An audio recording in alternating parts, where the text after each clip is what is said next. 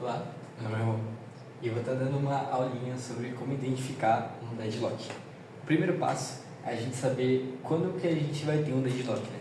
Então a gente vai ter 4 condições. A primeira é que tem que ter uma condição de exclusão mútua. Então um recurso ele só pode estar alocado para um processo. Então digamos que eu tenha 3 processos. Eu não posso ter 3 processos usando, sei lá, a impressora do meu computador. Tem que ser um só.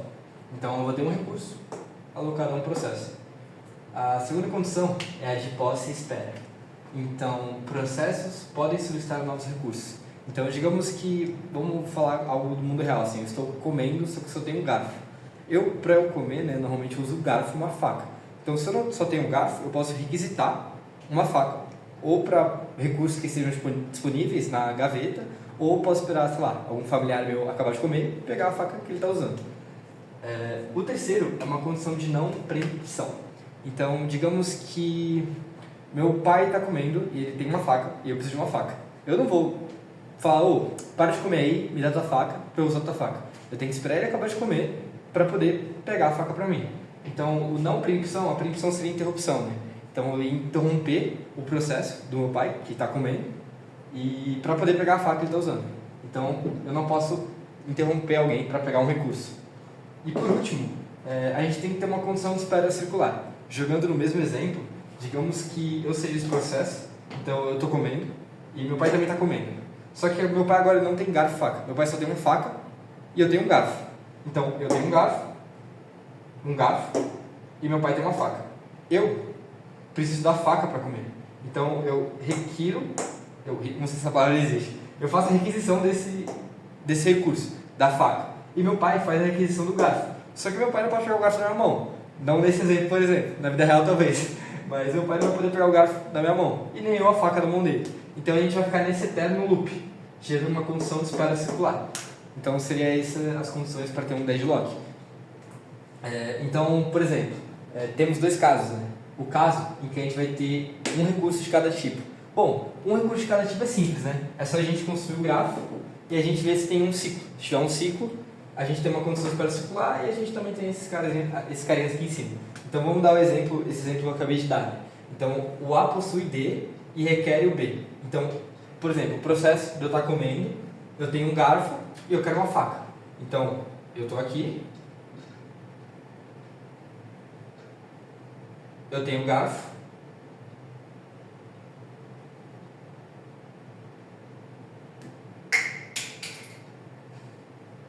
e eu quero uma faca.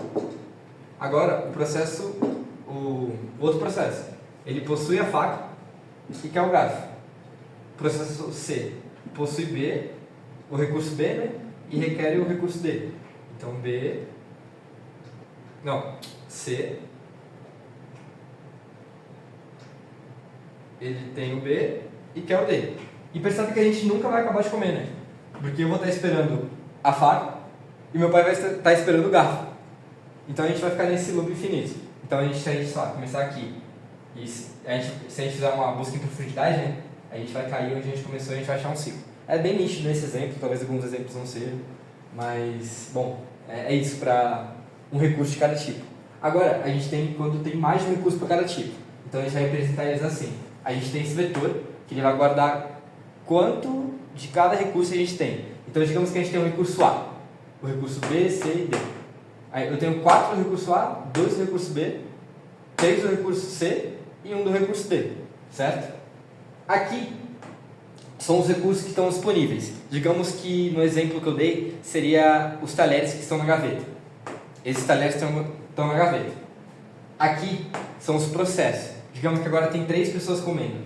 Só que agora tem mais talheres, né? Digamos que seja garfo, faca, colher e copo, por exemplo.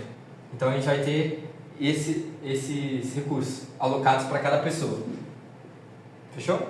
E aqui a gente vai ter a requisição máxima desse processo. Então, por exemplo, é meio estranho o exemplo que eu dei, né, de falar, eu vou requerer no máximo 2 garfos e um copo.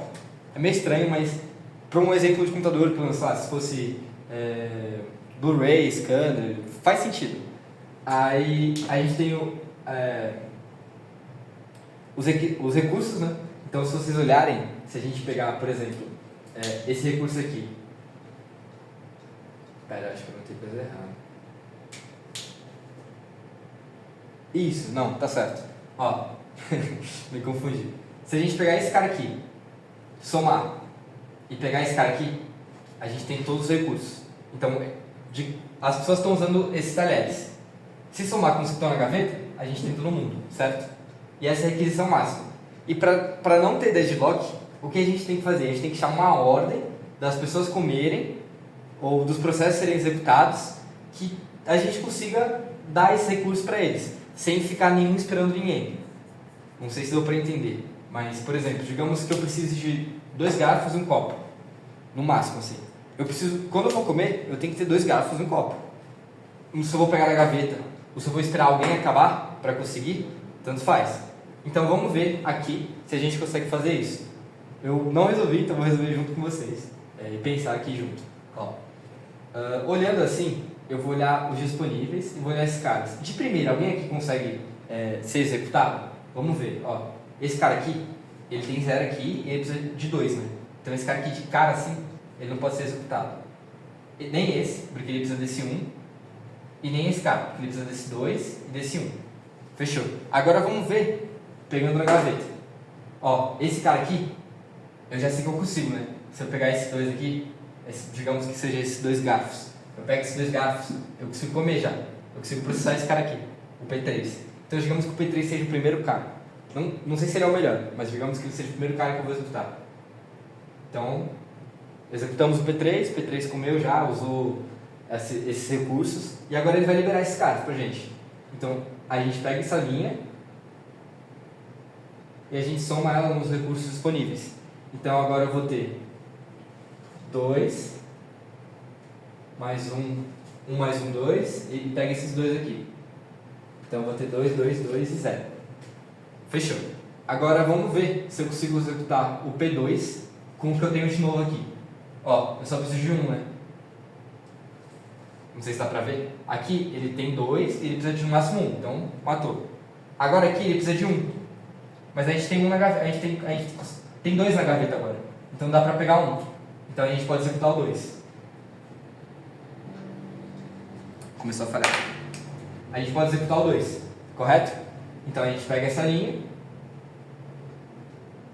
e soma agora no que tem disponível. Puxando aqui para baixo, para não ficar muito bagunçado. Já está bagunçado.